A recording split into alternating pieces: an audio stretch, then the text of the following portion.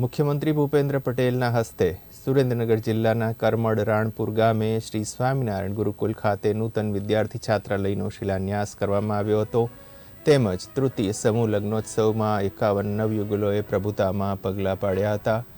આ નવયુગલોને મુખ્યમંત્રીએ ભાવિ જીવનની શુભકામનાઓ પાઠવી હતી. શ્રીજી વિદ્યાધામ શ્રી સ્વામિનારાયણ ગુરુકુલ કરમડ દ્વારા હાલમાં ત્રિદિવસીય પંચાબ્દી મહોત્સવનું આયોજન કરવામાં આવ્યું છે.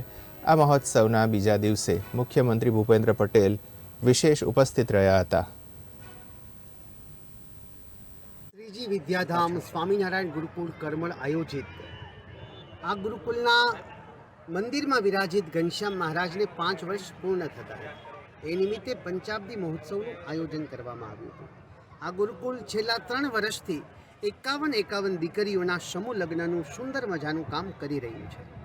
આ જ ગુરુકુલની અંદર આ જ પરિવારનો કહેતા આપણા ભારત વર્ષનો કોઈ પણ વ્યક્તિ એ શિક્ષિતથી વંચિત ન રહે એના માટે આ ગુરુકુળે 2000 વિદ્યાર્થી પણ વધુ રહી શકે એના માટે ભવ્ય ગુરુકુલનું નિર્માણ, ભવ્ય વિદ્યાર્થી ભવનનું નિર્માણ કરવાનું આજે નક્કી કર્યું હતું. અને આપણા ગુજરાત રાજ્યના મુખ્યમંત્રી શ્રી મૃદુ અને મક્કમ મુખ્યમંત્રી એવા ભૂપેન્દ્રભાઈ પટેલ એમના હસ્તે આજે આ મહોત્સવનો, આ બિલ્ડિંગનું શિલાન્યાસ મહોત્સવ થયો છે.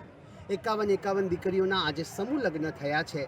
દીકરીઓને 1 લાખથી વધુ કરિયાવરની સામગ્રીઓ આપવામાં આવી છે. કેવલ કરિયાવર નથી આપ્યો, પણ આ ભારત વર્ષની દીકરી એ પોતાના સંસ્કારોથી રચી પચી રહે એના માટે આપણા હિન્દુ સનાતન ધર્મનો ગ્રંથ ગીતાજી પણ અર્પણ કરવામાં આવ્યા છે.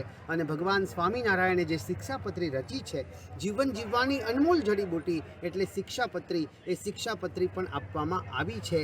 દીકરીઓ સંસ્કારોથી પોતાનું ગ્રહસ્થ આશ્રમ વ્યતીત કરે એના માટેના આશીર્વાદો પણ આજે આપવામાં આવ્યા છે. આજે વડતાલ પીઠાધીશ્વર પરમ પૂજ્ય ધર્મધુરંધર 1008 આચાર્ય શ્રી રાકેશ પ્રસાદજી મહારાજ એમનું પણ આગમન થયું હતું. એમના હસ્તે અને મુખ્યમંત્રી સાહેબના હસ્તે શિલાન્યાસ વિધિ થયો છે. સ્વામિનારાયણ સંપ્રદાયના સમર્થ સંતો એ પણ આવ્યા હતા.